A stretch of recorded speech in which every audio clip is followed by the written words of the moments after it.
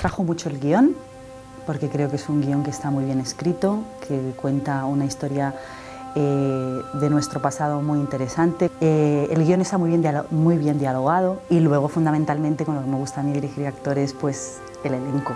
Tenemos unos actores excelentes: Belén Rueda, Hugo Silva, Eduard Fernández, Pedro Casablanca. Es que ya partimos con un nivel muy alto. El atractivo principal que puede tener para el espectador es que trata un tema personal del rey.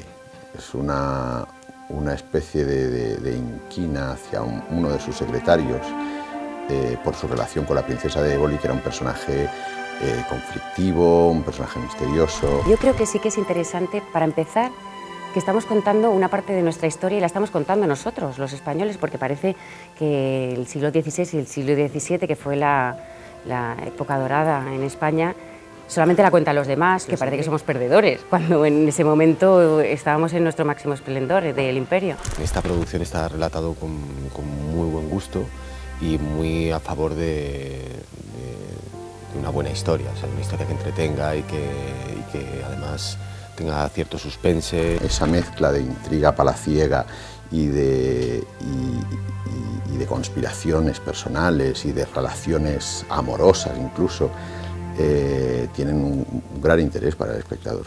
Es un producto muy cuidado, un producto al que se le ha añadido mucho mimo, ¿no? Por parte de todo el equipo, por parte de la productora, por parte, ¿sabes?, de todo el mundo. Entonces creo que se respira en la imagen. Es un buen producto, que debe ser un buen producto. Llamarle producto ya me parece feo. Es una buena historia, creo que está bien contada, que la directora sabe muy bien lo que hace, que hay un reparto con gente muy buena. Hay ficción en los hechos que contamos, pero son muy aproximados. Entonces, al ser un retrato de la época, creo que a todo el mundo le conviene ver algo así. Tú nunca serás reina, Ana. Ya te puedes ir quitando esas ideas de la cabeza. Pero nuestra familia viene de los reyes de Castilla. Aún así, cariño, quieta, quieta, quieta. Tendrás que conformarte con ser duquesa como tu hermana o princesa como yo. Era una mujer muy especial dentro de una época y de una sociedad en la que las mujeres estaban de alguna manera en un segundo plano. Yo creo que la princesa de Éboli, bueno, básicamente creo que nació en una época equivocada, porque tenía unas ideas muy diferentes a lo que suponía la mujer en ese momento. Siendo la mujer del secretario del rey, estaba informada de todo lo que pasaba en la corte, a todos los niveles, en la corte y a nivel político. Y de alguna manera se permitía el lujo de opinar, y no sé hasta qué punto, según nos ha llegado, de influir. Pero sin embargo ella, aun en un pequeño nivel, yo creo que revolucionó un poco la posición de la mujer, ¿no? Luego la princesa, después documentándonos, fue un personaje muy fascinante. Yo creo que nos hemos acercado bastante, ¿no?, a lo que fue una mujer que había tenido una vida tan regalada y que finalmente terminó como termina la historia, ¿no?, como termina en la historia, que pudo opinar sobre los acontecimientos de aquel país, ¿no?, del siglo XVI. Estaba en el cogollo del poder, ¿no?, y tenía mucha influencia sobre Felipe II. Nosotros lo contamos en nuestra historia, pero la historia también lo cuenta, ¿no? Los designios de los reyes terminan por abrasar la garganta de quien los revela. Hacer de Felipe II me parece un privilegio para mí. Es muy bonito, es muy grande. Es difícil describirlo con palabras, con pocas palabras, y más cuando lo estás interpretando, porque ya lo estás describiendo, ¿no?, cuando lo interpretas. Yo no tengo nada que ver con la muerte de Juan Escobedo. ¿Cuántas veces os lo tengo que explicar? Antonio Pérez era un hombre de la corte, no era un noble. Él es un consejero de la corona. Es un hombre con una inteligencia brutal, con muchísimo poder. Era un tipo con una capacidad de trabajo brutal, y sobre todo yo creo que lo que define al personaje es que era un político. Un personaje muy contradictorio, porque estaba muy metido también, le seducía mucho la magia negra, las cartas, la esotería. Era un personaje muy entero. Tiene una historia tremenda, un personaje que nunca sabías por dónde iba, ¿no? no dejaba de ser un humanista de la época, tenía un lado bastante oscuro, era un hombre del Renacimiento, pero metido en la España negra de esa época, ¿no? Era una contradicción en sí mismo. Los amigos de Pérez le han tendido una trampa a mi cochero. Han amenazado con matarme. Y me matarán si no consigo que lo liberéis. Mateo Vázquez es uno de los secretarios, de los dos secretarios más importantes que tenía Felipe II. Era un poco el segundón, iba un poco detrás. Y eso le provocaba pues una serie de envidias, de rencores. Para mí es lo más interesante de este personaje, esa ambición política que le hacía no dudar en intrigar para poder quitarse de medio a su rival. ¿Decís, Sofonisba, no hay ningún hombre en vuestra vida? No, mi señora. ¿Una mujer, tal vez? No, mi señora. Apuesto a que ya os está buscando esposo. Algo he oído, sí.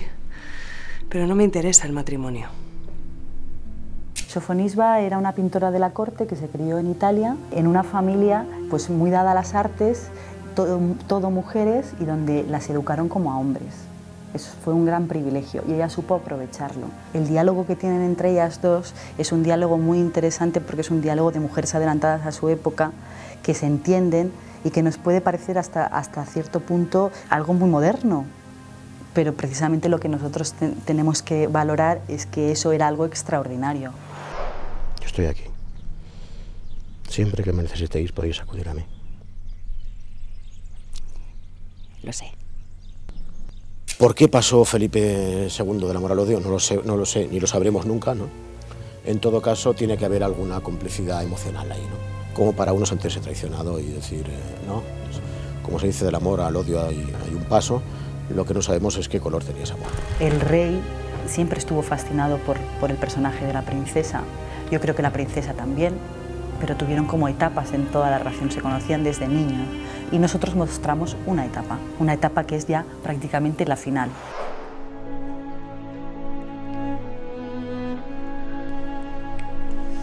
No. No me toques, quieto.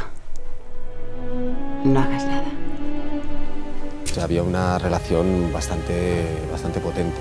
En nuestra historia creamos una relación de pasión, básicamente, pero de pasión en todos los sentidos, de atracción tanto física como mental, ¿no? Pero desde luego enganche tenían.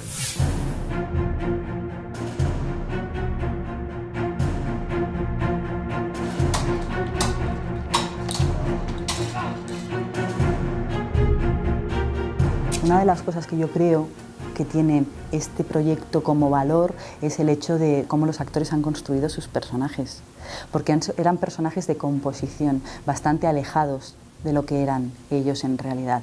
Al partir con ese nivel, también te resulta a ti sencillo el trabajo, porque hablas en unas claves que ellos te entienden perfectamente y que comparten desde el inicio. Mi trabajo creo que es dar carne, dar sentido, dar corazón, dar alma, dar jugos, llorar, mear, sudar. Uno de mis retos era esta pinta tan tremenda, creo que la pinta está conseguido muy bien, está muy bien, aguantarla y dar colores a partir de esa pinta y aguantarla y hacerla creíble.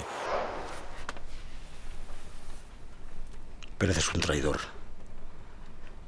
El castigo para un traidor es la muerte. Independientemente de que en algunos momentos fuera muy generosa, sí que era una grande de España y ella mantenía una altivez que ahora podría resultar a lo mejor un poco antipática, ¿no? Imagina que tienes un pájaro en la mano. Ataca. No quieres matarlo, pero tampoco quieres que eche a volar. Lo que sí que he hecho ha sido, mediante la imaginación y con la ayuda de Belén, pues darle muchísima más forma, ¿no? Y crear mi Antonio Pérez. Lo que hemos querido hacer es época, era una forma de hablar, de comunicarse, de expresarse distinta y a la vez la queríamos hacer real. Si no disponéis de nada más, Majestades. Estamos contando la historia de la princesa Éboli, que es una mujer, y de alguna forma esa pasión que que tú recibes por ser mujer y por contar la historia de ella a través de ella y no a través de los personajes que estamos acostumbrados, como es Felipe II y sus secretarios, pues me pareció genial. No entiendo esa estúpida prohibición. ¿Qué hay de malo en un cuerpo desnudo?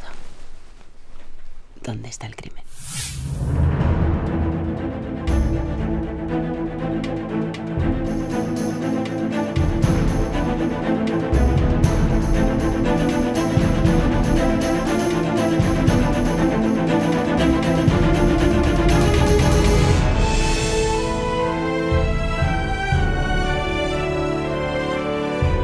La estética era mucho más importante que ceñirnos al rigor histórico. Entonces, funcionamos con la historia como base, pero luego nos hemos permitido muchas licencias en la estética.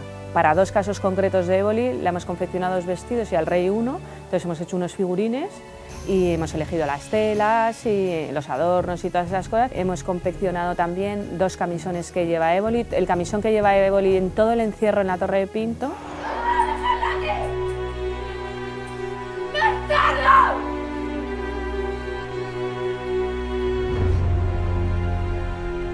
Al principio vemos una Éboli muy escotada, muy favorecida, muy dentro de la elegancia que puede tener, muy sexy, mucho más colorista y tal, y la segunda parte llegamos hasta el final, que en la secuencia final la vemos en Éboli negro total, tapada hasta arriba, con gola y un poco la imagen del retrato que todos tenemos de la princesa de Éboli. Y 3, ¡ya! Ese vestido, por ejemplo, decidimos que fuera rojo. Por el rojo siempre es como un color que muestra pasión, deseo, ¿no? Es muy atrevido. Decirle que vuestra fidelidad hacia mí no es más que una farsa, que conspiráis a mis espaldas. Aquí hemos intentado hacer un Felipe II diferente en vestuario, ¿no? Tiene mucho más color, le variamos mucho más de vestuario, es mucho más rico. Le hemos tenido que hacer nosotros el toisón de oro, que es el toisón que llevan todos los reyes españoles, y que eso no existe. Cada día está más hermosa. Sí. Si esa mujer no fuera la princesa de Éboli, intentaría seducirla. Pérez, por ejemplo, era un tío muy presumido, se preocupaba mogollón de la estética, ¿sabes? O sea, en el fondo el tío se lo curraba muchísimo. Iba siempre muy enjollado, era una especie de nuevo rico. Pérez es el único personaje que lleva trajes de cuero, por ejemplo, no hay ningún otro personaje que los lleve. Eso ya le hace diferente. Pérez nunca lleva gola. ¿Alguna otra objeción? Que es un vestuario francamente cómodo. Es muy cómodo, con una gola y con todo. No podéis hacer nada, francamente. Yo no sé en esa época cómo iban en verano. Me preocupa mucho el verano de la época. La gola pertenecía solo a las clases altas, a la nobleza. Solo llevaban espada los caballeros. No tiene nada que ver el vestuario de pueblo con el vestuario de los nobles o todo lo que había alrededor de la corte, ¿no?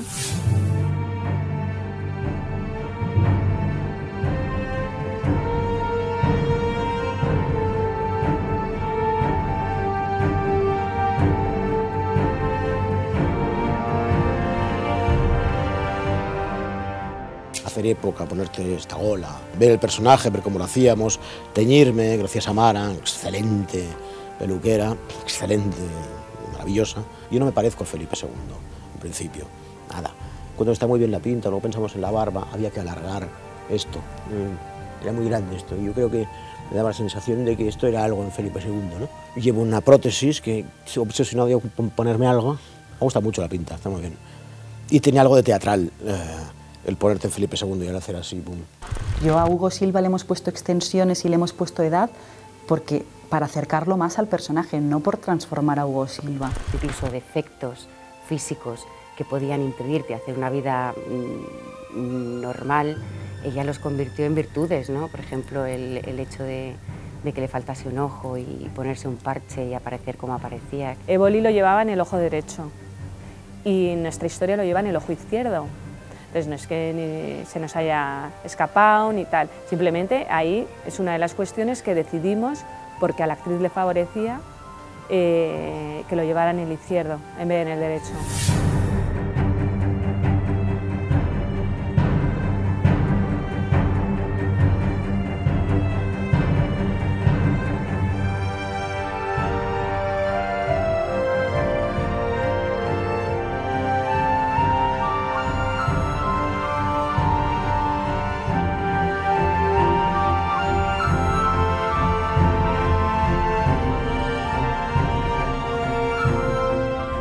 Hemos hecho unos decorados de unos 300 metros cuadrados que se van a reutilizar para dar juego para 2 palacios, y esa trampa de mi trabajo me ha gustado mucho. Teníamos que buscar un punto intermedio para que estéticamente fuese bonito y estuviésemos en época. Los más importantes han sido 2 complejos. El complejo Alcázar, que tenía el comedor del rey, el despacho con la sala de juntas y la antesala y la habitación de la reina. Hemos hecho la sala de Pastrana, un pasillo de Pastrana y la habitación. Y luego hemos hecho decorado chiquito, que es Flandes, el azulejo, que es una cosa muy fría para Pastrana, las telas, que es una cosa muy noble para Pérez, los frescos, que es una cosa de tengo mucho dinero y me pintan un palacio para el rey, ¿no?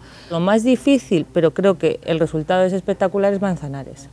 Fue la localización más complicada que tuvimos que hacer.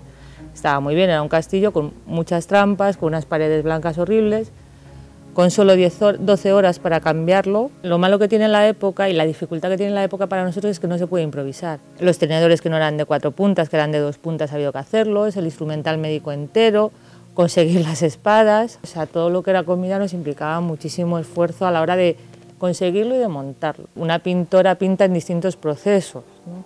Entonces, hacer todo ese proceso de cómo una pintora va pintando un cuadro, que le vas dando 3 fases, eso ha sido lo más laborioso. Quiero salir de España. ¿Os vais con ella? No, Juana, me voy solo. Yo tengo a Miguel, que es una maravilla trabajar con él haciendo la fotografía, y estuvimos hablando mucho de cómo íbamos a iluminar, yo escenográficamente, y decidimos que hubiese velas siempre, y yo creo que ese universo que se ha generado de velas, que te lleva pues eso, a la oscuridad, al siglo XVI en el que los cortinajes eran pesados y no entraba mucha luz, ¿no? Hemos conseguido unos climas muy maravillosos, la verdad. Trabajar con Belén Rueda ha sido un placer, una maravilla. Es una actriz, sobre todo y fundamentalmente, muy generosa y se transmite por todos los poros, muy generosa a la hora de trabajar con sus compañeros, muy generosa a la hora de dar de sí misma un montón de cosas para componer el personaje, y eso siempre para un director es maravilloso. Con respecto a Hugo, ha sido también un gran descubrimiento, su capacidad de ponerse en el lugar de otro, y luego su disciplina, ¿no? Es un actor muy disciplinado, muy concentrado, que trabaja mucho en casa, que viene con una propuesta que luego la podemos ir transformando dependiendo de si interesa o no interesa, pero es muy riguroso. Eduard Fernández es un actor muy brillante, entonces es un placer, muy brillante, con muchísima facilidad. Con Eduard decidimos todo, llegamos a acuerdos y finalmente pues eso, se puso una prótesis, me imagino que os lo habrá explicado, ¿no? Cambió la forma de hablar y yo creo que ha hecho un trabajo excelente y para mí muy enriquecedor, no solo como creadora, sino como persona, ¿no? Ha sido un placer trabajar con ese hombre. Hablad con el rey y preguntadle por qué no me ha juzgado. Preguntadle. Preguntadle cuál es mi culpa, de qué se me acusa, en qué le he ofendido. Es una historia muy atractiva, la historia de la princesa de Éboli, toda la evolución hasta donde terminó.